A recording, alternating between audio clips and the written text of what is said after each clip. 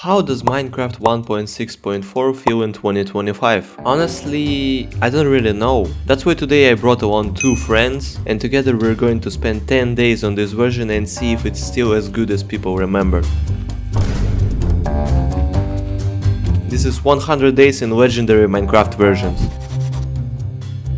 Day 11. Since another honorable guest joined us, the first thing we had to do was to get him geared up. We're very hospitable after all. And then we headed straight to the Nether, which is exactly where we left off in the previous episode. We were greeted very warmly, let's say. Almost immediately we spotted a Nether fortress. I'm not sure if in this version they spawn more often or if we were insanely lucky, but either way we went straight there. We quickly found a blaze spawner, actually 3 of them, within just 20 blocks of each other. We decided to farm the one closest to us, but first we had to cover the lava and clear the area. Farming went well,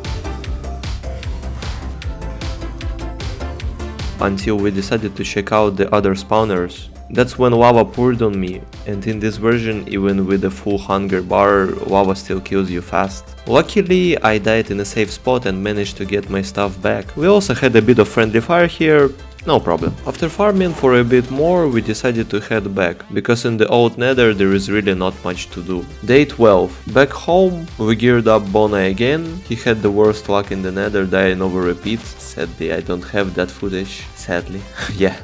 I crafted 7 more bookshelves, bringing our enchantment table up to level 23. Not the level 1000, but still decent. Then I realized that we didn't have resources almost at all, so we went mining. We actually spent more than 2 full days underground, but I doubt you would want to watch us dig tunnels looking for diamonds. So just know, our resource problems are mostly solved now. Day 13. We got back to the surface, dropped off all the junk, and spent most of the day just wandering around without a plan. Then, in the evening, Bona suggested we go farm some food. We had no idea what this would lead to. Day 14. At first it went fine, we got 1 or 2 stacks of meat, which in modern versions is insane unless you've got a proper farm. Here you just run around for a few minutes and boom, food for all days. We kept exploring through the snowy biome and eventually reached the edge, where all we saw was ocean. Bona jokingly suggested we sail off somewhere with no destination. We all agreed, crafted boats and set off.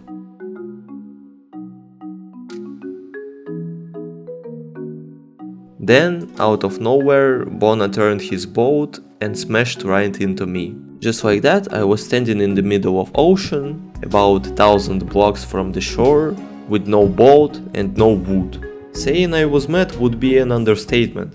The guys promised they would bring me some wood, so I just had to entertain myself in the ocean, and surprisingly I could. I found a tiny island, dug straight down, and even discovered a cave. I thought I would find an abandoned mineshaft for some wood and save myself.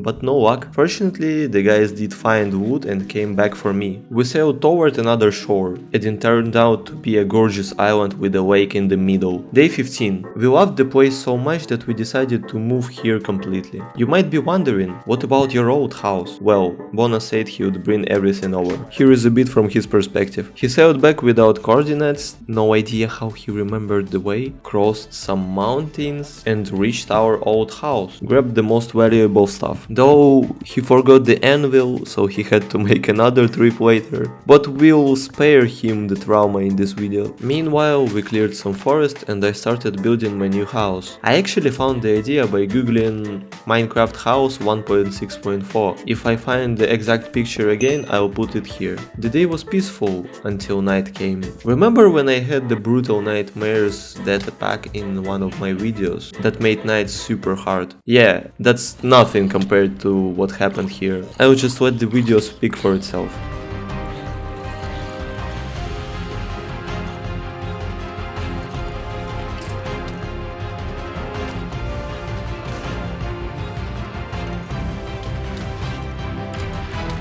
Day 16. So yeah, that whole night we were surviving, not relaxing. This day was way more chill. I finished my house, let me know in the comments what you think. Personally, I think it is worse than my previous one.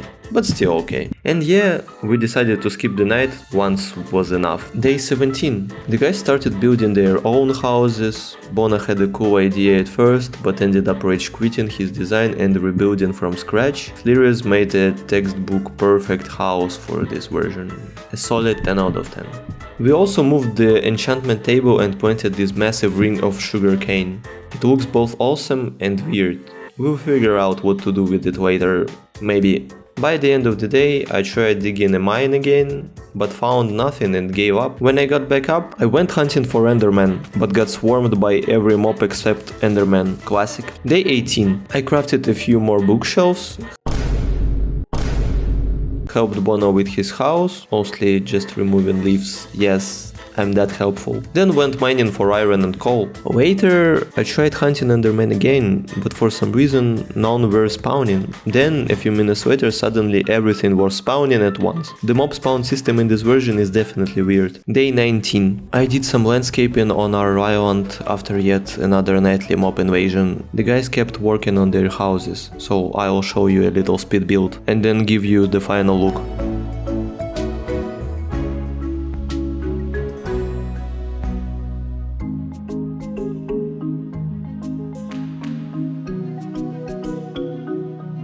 Day 20, and that's where we'll wrap things up for today. If you enjoyed the video, I see no reason why you shouldn't subscribe and become the part of this channel. Maybe in the next video we'll get to the end. Good luck!